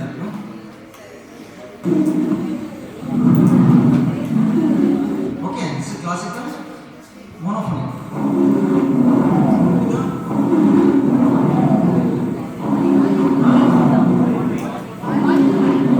Polyphonic. It is both inspiratory and expiratory, only inspiratory. That is a concentrated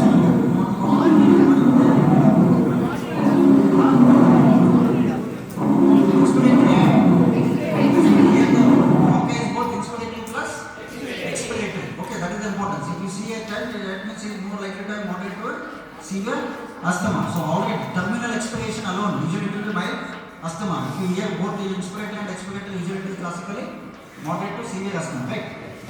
Now what is this, sir?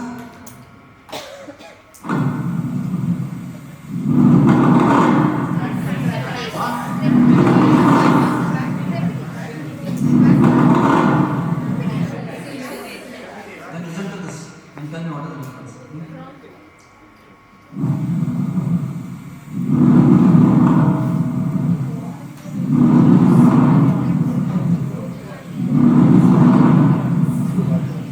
ये कब से है तो not why do you hate कब से? Alveoli is like a glass without a water. If you put a straw and if you blow, will you hear some? Hear or no? The empty glass here, straw which you get everything is sound of ಮತ್ತೆ ಯಾರು ಓದಿಸಿದಾಗ ಅದೇ ನಾವು take a water. Now you ask me to blow, what will happen? Breath sounds are due to water. Why is the breath sounds? Because it's a movement of air in the alveoli or somewhere else? Oh, sir, alveoli illa ansuttage. From picture breath sounds is due to what? Why do you hear breath sounds in the first place?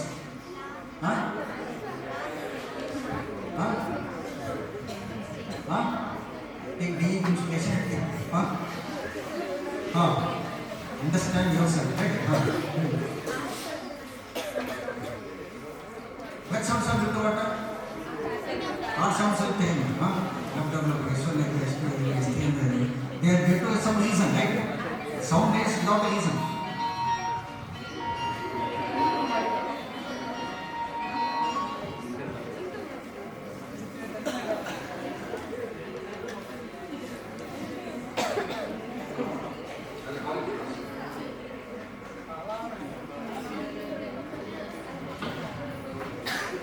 So find out why breath sounds are so when do you hear cavitation, sir? It is added sound. It is normal. It is not a normal breath sound, right? So when there is fluid in the alveoli, which are the condition where fluid will be there in the alveoli? Mainly pneumonia, right? Consolidation, deepetization, endophthalmization stage of resolution. Then mainly congestive cardiac failure, fluid in the alveoli, right? Pulmonary edema, interstitial, all these will result in this thing, right? So causes of repetitions are, where do you get coarse repetition? The first one you have heard what? Coarse. What is usually bronchiectasis? How do they describe the repetitions usually? Coarse. On the prayer sofa, when you wipe your hand, you will hear this sound. So that is why it is compared to coarse repetition. The other was fine.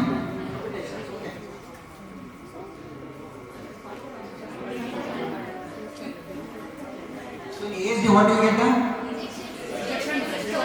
What will happen to second sound? Wide and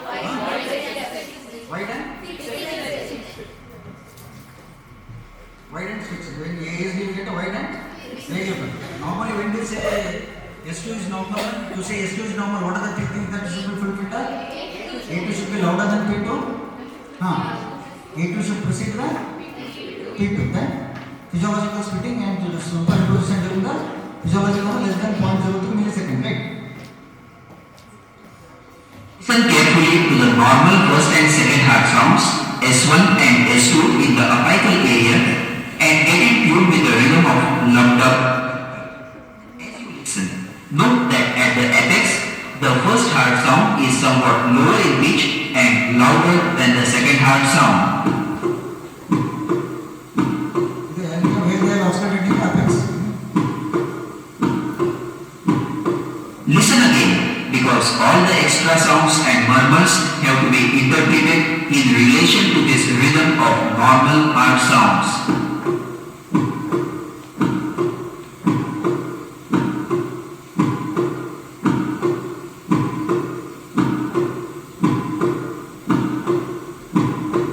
In the aortic area, the second heart sound is as loud as the first and sometimes even louder. Note that the second heart sound is louder than the first heart sound. Aortic.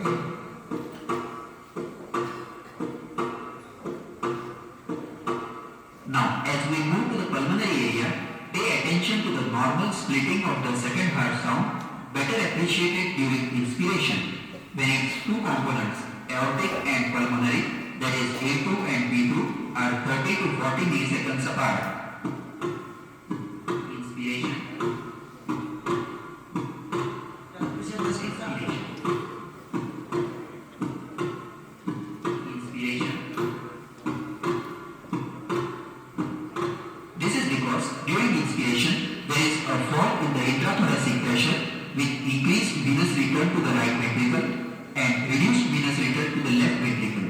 As a result, the right ventricular ejection time is prolonged with a delayed P2 and left ventricular ejection time is shortened with early occurrence of A2. So the second heart sound may be described as A2-P2. During expiration, A2 and P2 are 20 milliseconds or less apart, and hence the split is not appreciated by human ears. That is, A2 and P2 fuse into a single sound during expiration. Inspiration. Expiration. Inspiration. Expiration.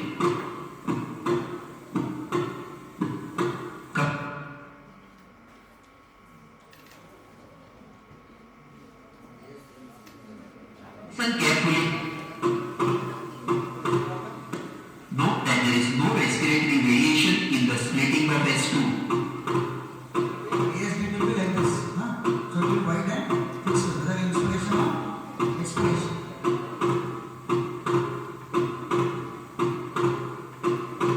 So whereas in VSD, it will be wide and variable split. Ventricular septal defect. The murmur of ventricular septal defect is loud, high-pitched, holosystolic, best heard with the diaphragm of the stethoscope in the left, third and fourth intercostal spaces. What is what? Pansystolic or what? So beginning after S1 and ending before the S2. It is the second sound cannot be appreciated because the murmur will superimpose on that.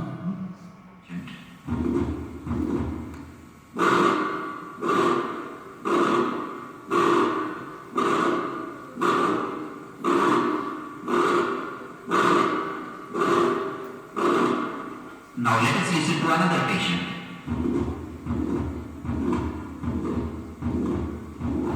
Note that the murmur reaches the second heart sound.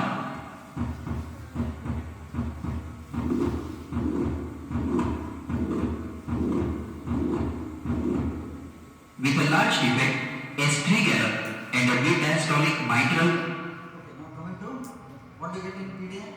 Like the previous.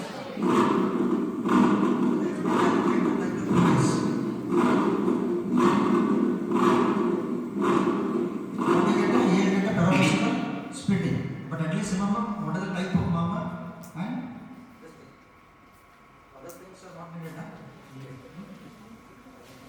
So different types of murmurs at least. Diastolic or both systolic plus diastolic. If it is systolic, is it early systolic? So this is not transsystolic, only early part of the systolic. Early systolic is ejection. Mid or late systolic? Systolic is ejection systolic.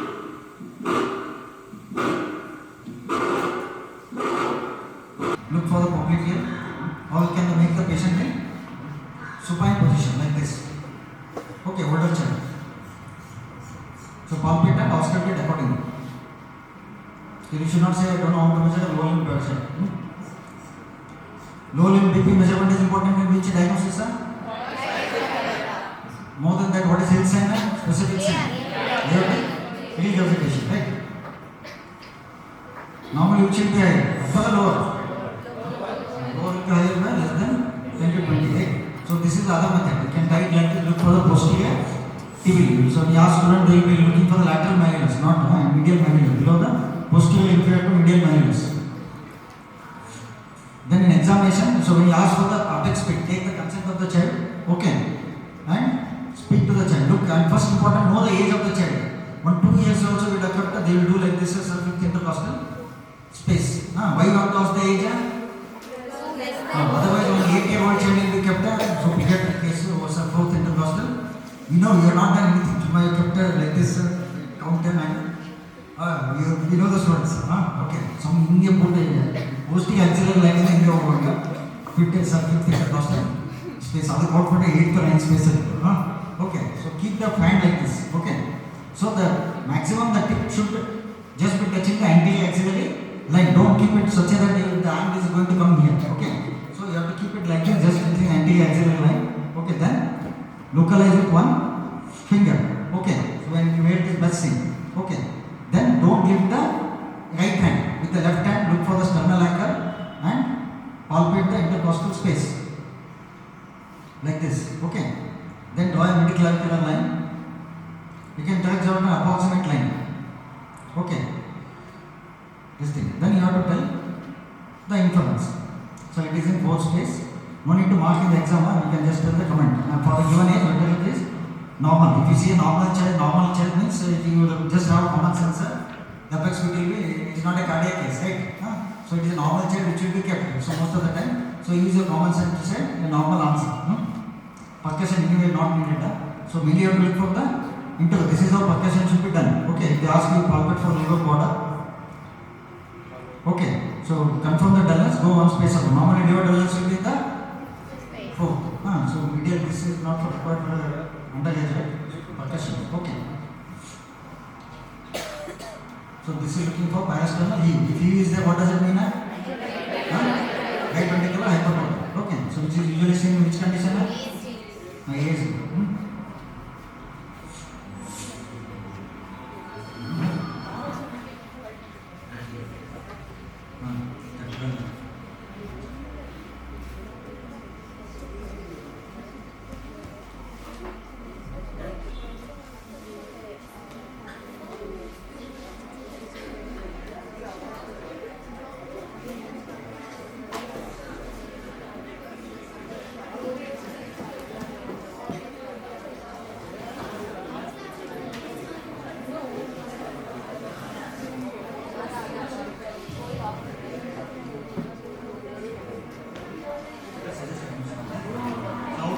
You have to keep the position on the 45 degrees turn. And how to most simple method to differentiate carotid versus venous aorta, just place your finger. With venous pulsation it will be obliterated, not a carotid be more inward. It will be abrupt and jerky. Okay. So look like this and take 2 scales. I carry scale to the exam hall. Okay. So keep one like this over the angle and the other touching like this. Even if you measure or not, you at least you know how to act as if you know how to measure. Okay. Then what is the normal JEP I tell you? What is the normal JEP? Again, don't make that better. What is the normal? 8 to 9 centimeters of water, not a millimeter of Hg. That is most common mistakes don't make. Okay. Because it is a column of blood. Okay, man.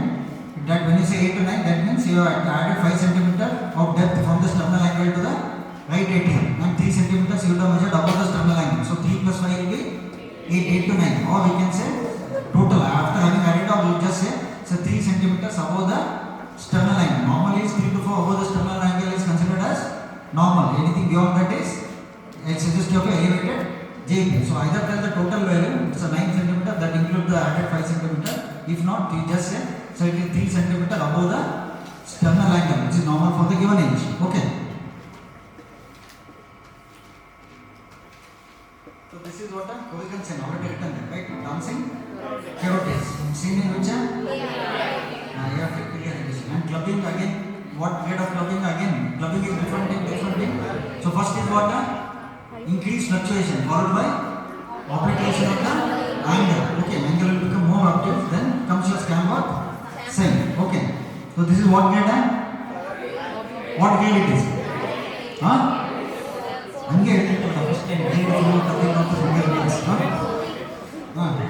So always an examiner smart enough to pick up the cue. Okay.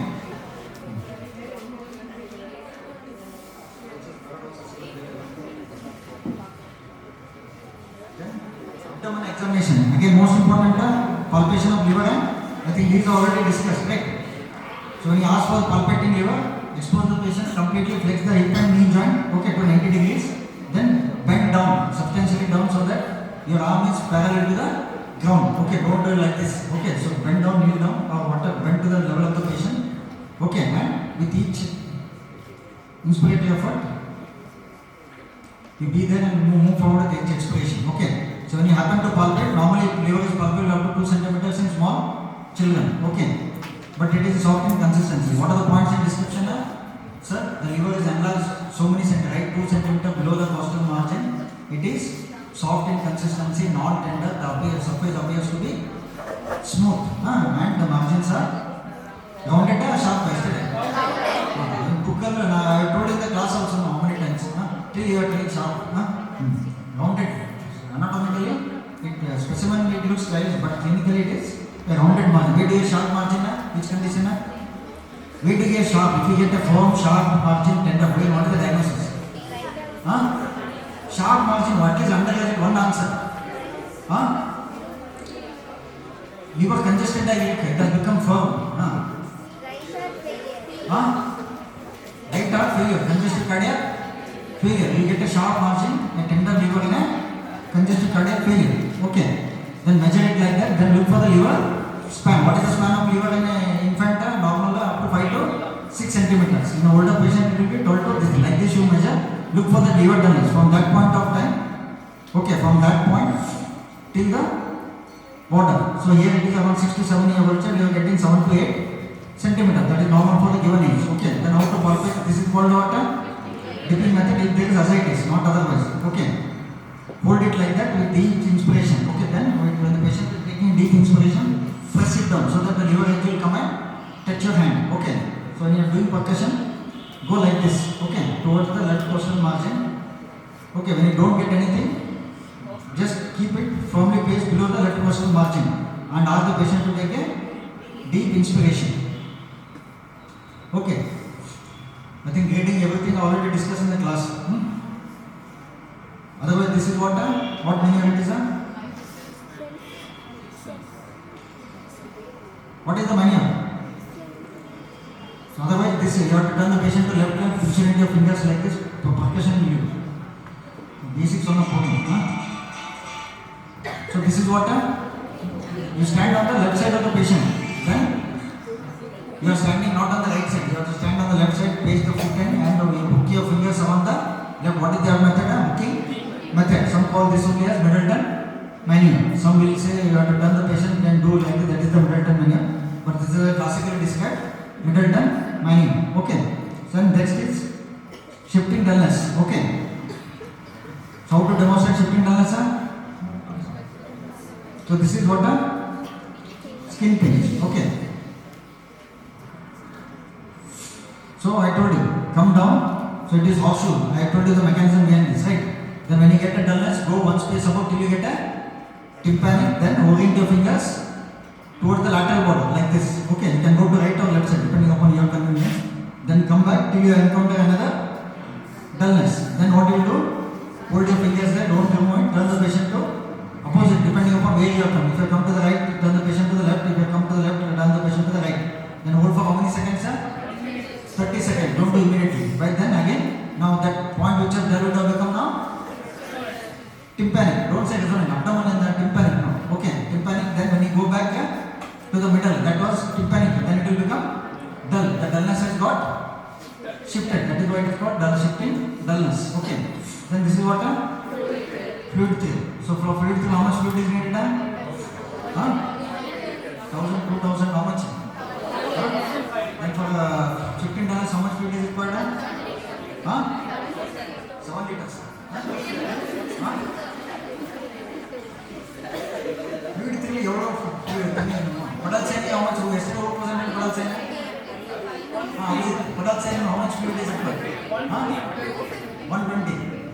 150. If there is 500 ml fluid, what will you do?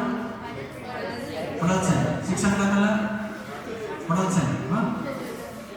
Then how much fluid is there? So demonstrate that is minimal. 150 to 200 ml is required. But most of the time there is only 500, 700 this thing. For shifting dullness, how much fluid is needed? Around 1 liter. For fluid thrill, 1500. 1.5 to 2. CNS. So most example thing we ask is a demonstration of the deep tendon reflexes. Okay. So don't forget to elicit a reflex. Okay. So this I'll show in intermediate. I asked her to do deliberately wrong because this is what don't think she has done anything wrongly. Okay. So in the exam, I will tell you what all mistakes she has made. So the common mistakes only I have to highlight. Don't tell her, Akka, ni tappu panni Okay, now we ask you to demonstrate. This was the exam scenario. We ask the student will come. Student will do like this.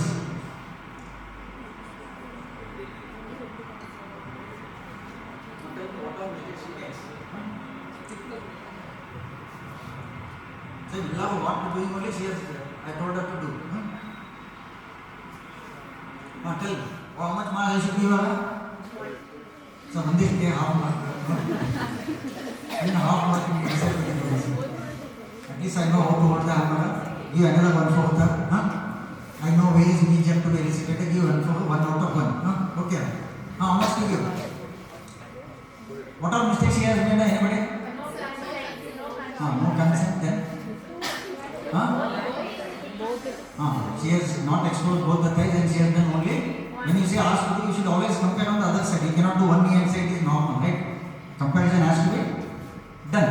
Okay, so when you ask this one, so 1 minute time will be given to you. When you come, you speak to the mother, speak to the child, he is a older child, you tell him what you are doing. Okay. You can expose both the thigh. Feet should be touching the ground or above the ground. So when you lift automatically, what surface is going to contract. There is no point in eliciting the reflex. Now, student, simple, just hold, support the knee and rest on the feet should be touching the ground. Don't lift it. Okay, hold the knee hammer properly. What is this knee hammer called? Babinski, usually it is the metal handle. This is classically what? You can call Babinski hammer also. Then hold it to the edge and the movement should be at the wrist. And don't hold near and touch. Maximum 2 times you hit and compare on both the sides. Okay. Understood? So ideally to elicit thigh should be completely exposed like this. Feet should be touching the ground. So look, so what is the grade of reflex here? I don't say grading it here, formula. What is that reflex man. Very nicely kept. You have to try a reflex man or you have to put a table. Right to left edit it. Illa reflexes edit it. What is the grade of a normal reflex? Say it is 2. 0 is absent, 1 is sluggish or present with the reinforcement. 0 is absent even with the reinforcement manual. Then 1 is sluggish, 2 is normal, 3 is our students brisk to exaggerated confusion. So brisk or exaggerated mean the same. Okay, there is no difference in them. It is brisk or exaggerated. Some book will say grade 3 is like a normal knee jerk. Of all the reflexes, it is the most brisk jerk. Knee jerk, right? If you get a knee jerk like response in biceps or triceps, it is brisk for that. That is why it is compared like that. Okay. So grade 3, no, even a knee jerk can be more brisker than the usual thing. Okay, that doesn't mean. So brisk or exaggerate. Use one terminology. Don't write brisk on the right side and exaggerated on the left side. We ask the student what is this difference. So it is brisk, it is exaggerated. What is the difference, sir? Sir, there is a difference, sir. It is brisk, it is exaggerated. There is no difference. Brisk and the normal kita. Brisk and you are walking normally and walking briskly. That means it is not the normal, right? So exaggerated and something which is above the normal. That is what it means. Exaggerated or brisk. Response. Brisk, exaggerated. And grade 4, so grade 4 is exaggerated, grade 3 is brisk. What is grade 4? Flow, simple flow is in the grade 4. Grade 4 is definitely it has to be brisk only, right? So both things, normal with flowness, don't get confused. Absent, sluggish, normal, brisk or exaggerated. Grade 4 is what with the ankle clonus, simple. Okay, how to elicit ankle clonus? Or we can do knee jerk in an older child like this. Okay, so hold the knee hammer like this. Putting just want to bend down, hold like this.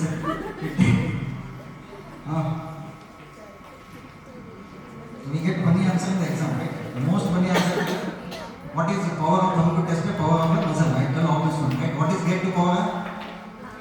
Gate to power means what the gating system is called what? MRC gating, right? What is MRC gating? The Medical Research Council. What is grade 0? No figure of control. Grade 1 is grade 2 is movement of gravity eliminated. How to elicit this in the exam? I think the joke already I told most of it, right? Sir, I will take to space. There is no gravity there, right? Yes, sir.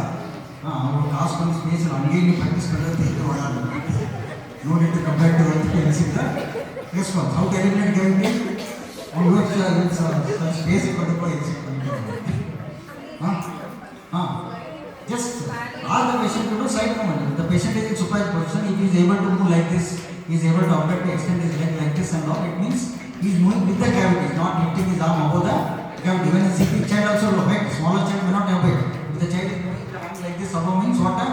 If the child is having movement against the gravity, definitely it is 3. If you try to hold, still the child is having some movement. So it is definitely 3 plus 2, 4. You cannot say fully 4. Then 4 is what? With some resistance. And 5 is what? What is this 4 and 5 difference? How to differentiate? 4, 5, every differentiate. What is sum and what is full? What is sum and what is full? So sum and it is some resistance. So full of the full resistance. What is sum and what is full? Rahul, come here.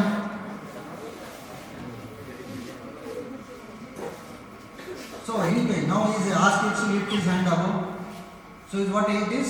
3 plus. Yes sir. He is lifting his above the gravity. Now I will ask him to just hold. Lift above.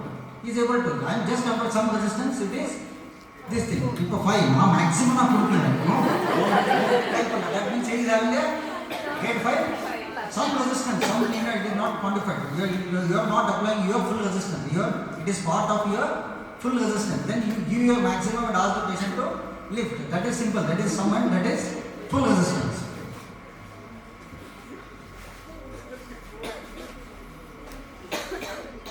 So meningitis again. Science. What is meningeal science? What are the, if you ask you to exam elicit meningeal science? What will you elicit? First, do for neck stiffness. How to look for neck stiffness? Ask the patient to judge the chin to the neck. Okay. There are patients with meningitis on this.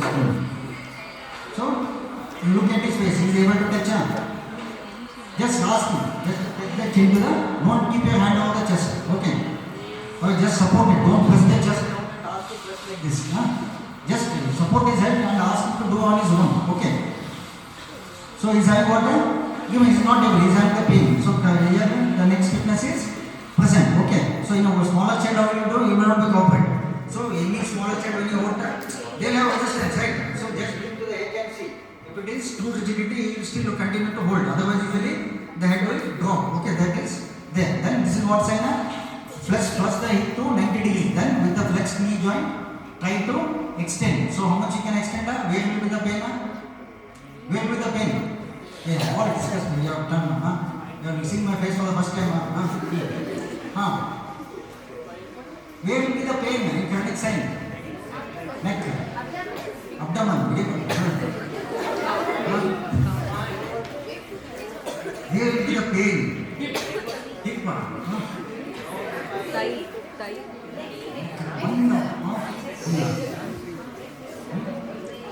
Where will be the pain? What is straight leg rising sign in orthopedics? Where do you do that? If the patient will ask to lift right, like this. In which condition you do that? Orthopedics. Straight leg raising test. It is not listen. There, what if he extend is not able to do beyond how much you tell him, it is possible. Oh, here that orthopedics are pediatrics are not going on. Orthopedics was coming on. One case. Where is the pain? Hamstrings. It is not a back or anything. So when you try to extend the pain will be the hamstring. So you are not able to straighten the leg. Okay. So by the time you do, there is no degrees. Okay. If you are not able to straighten it, this is you should do on both the sides. Next is what a Buzdianski's sign. It has two components, neck sign and leg sign. So what is neck sign? So now you hold your hand like the same like you did in neck stiffness and try to test the patient. Now what is happening to the leg sign?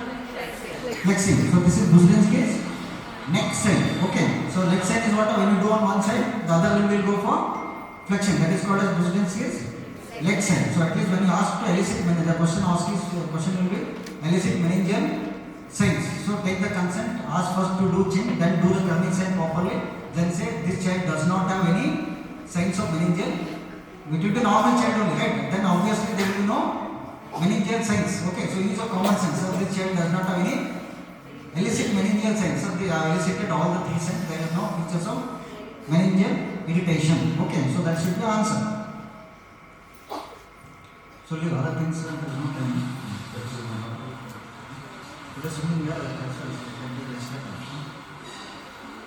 Okay, this is Buzdianski's next side. Okay. One more thing is plantar response. When you ask you to plantar, so what is happening here? You are getting a extensor plantar response. Okay. So what are the other methods? What is this sign?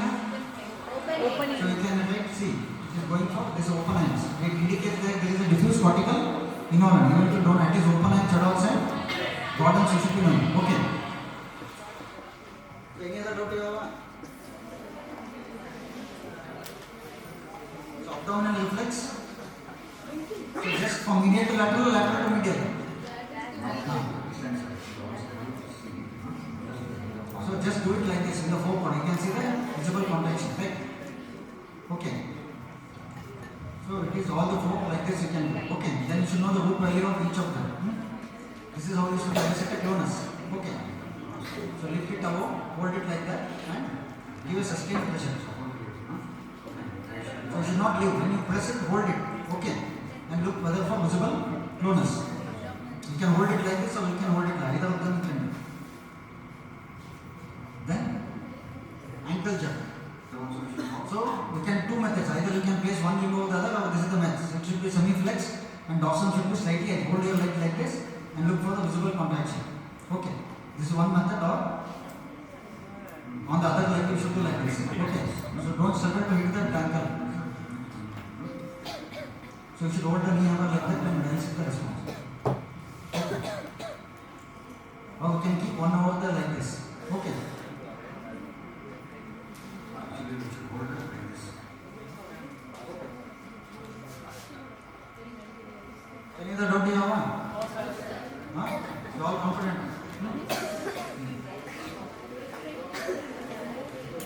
are there, it will take time to read. So training percussion now, so mainly CNS also, other things, there is no time. I think that one case, I think the CNS, okay. So that is the same pneumonia, just see that.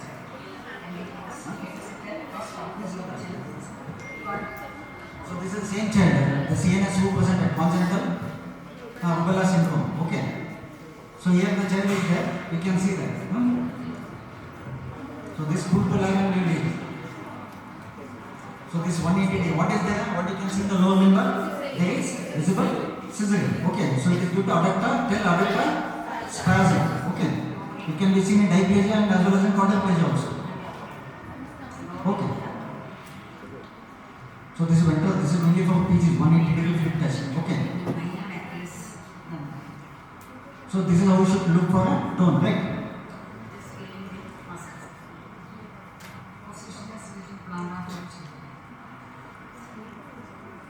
Look for the bulb, compare on both the sides. So you should do fast. Okay, that is very, very important. So you ask the patient to this thing. Even if you don't elicit most of them, but at least you know how to elicit a deep tendon and how to elicit a plantar response. Okay. So initial classical activities. Okay. So smaller children are not, the eliciting of the deep tendon reflexes will not be classical. Okay. So we should take this is what just done. Supinate. What is happening there? Supinate flexion of the elbow. Don't say supination of the elbow. So in a smaller child, we can do like this. Position is also different. So here and all, since the child weight is lesser, you can lift above the plate of the bed. So child should be more quiet. But here it is what? Brisk. Yes or no? Brisk or not? Okay, it is very brisk. Right? Now look for the clonus.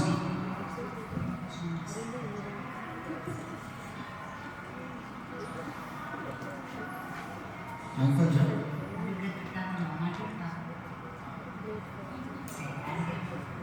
So you should go like this. So this child had a clonus. Okay.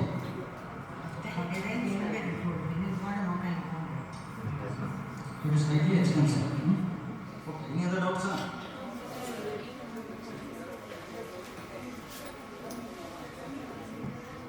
Which and all anyway will do a PPT. So you finish that. So feedback will be there. You can give genuine feedback. It is not that you have to average anything. Whatever you felt you give. That is enough to ask. And some questions will be the MCQ. Please don't discuss and write.